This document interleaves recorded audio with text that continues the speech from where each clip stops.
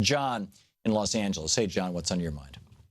Hey, Thom. Thanks for having me on. How are you? Thanks, John. Can you take off the speakerphone, please? It sounds like you're calling from the bottom of a soup can. I certainly can. Give me just a second here. Thank you. Oh, that's that. Okay, is that better? That's much better. What's up? Great. Well, what I wanted to get your commentary on is in 2006, the FBI put out a report that the KKK had infiltrated police departments all over the country.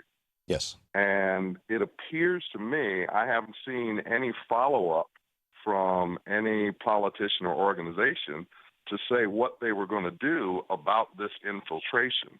Are you, now, if I may, are you talking about the 2008 study that the Justice Department did on right-wing extremism, that there was so much pressure on them that they withdrew it or retracted it? They had done one on... No, it's not that. Okay. I'm not explicitly familiar with the one you're talking about then, John. I'm sorry. Okay, so this is a very important point. In 2006, the FBI out a report documenting that the KKK has infiltrated police departments all over the country.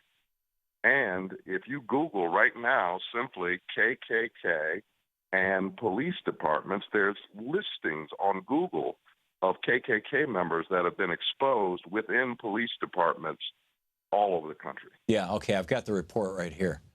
Okay, so yeah, thanks for the heads up on this. That this phenomena that we're seeing of police officers, white police officers, shooting black citizens that are unarmed, and now we've got it all on video, it appears to me to be consistent with the kind of behavior that a KKK member could participate in if he had a badge and a gun and the authority to shoot people.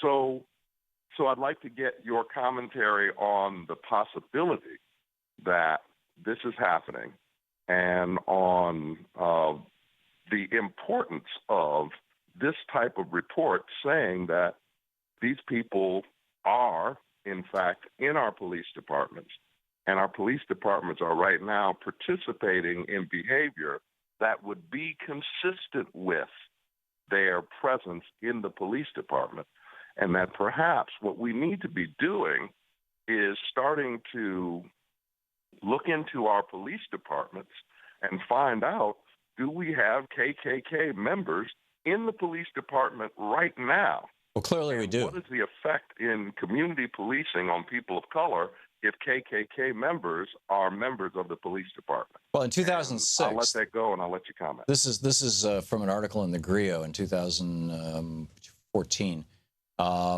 It says, this year alone, at least 7 San Francisco law enforcement officers were suspended after an investigation revealed they exchanged numerous white power communications laden with remarks about lynching African Americans and burning crosses. 3 reputed Klan members that served as corrections officers were arrested for conspiring to murder a black inmate. At least 4 Fort Lauderdale police officers were fired after an investigation found that the officers fantasized about killing black suspects.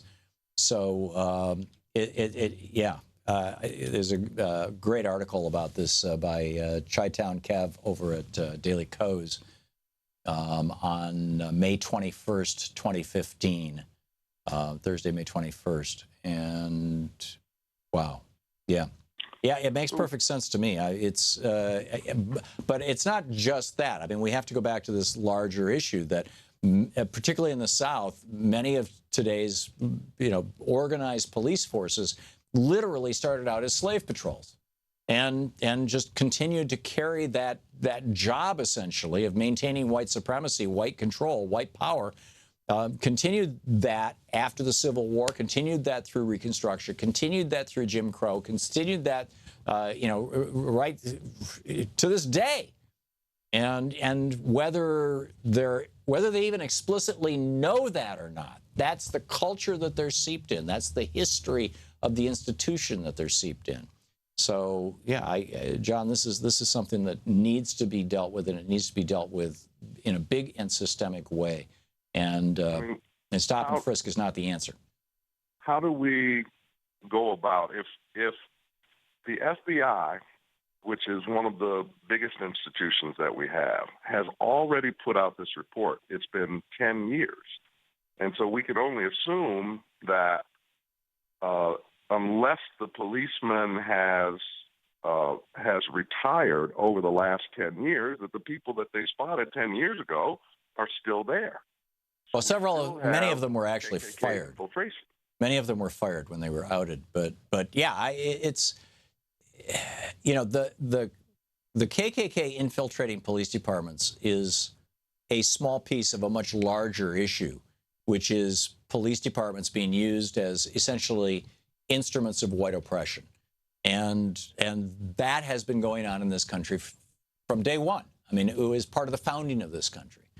And so I think that we need to look at systemic structural, radical systemic structural change.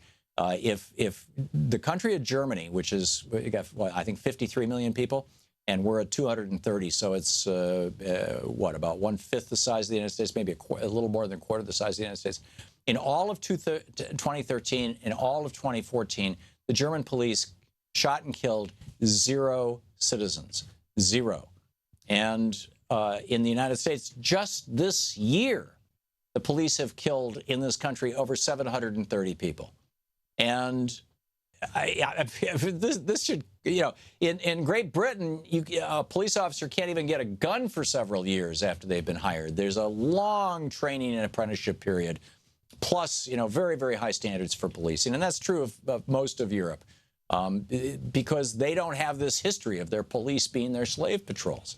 And certainly after World War II and the, you know, Europe's brush with fascism, which was, you know, helped along by their police departments, they want to make sure that that never happens again. We need to wake the hell up and do something about this. John, thank you for the call. These are important issues.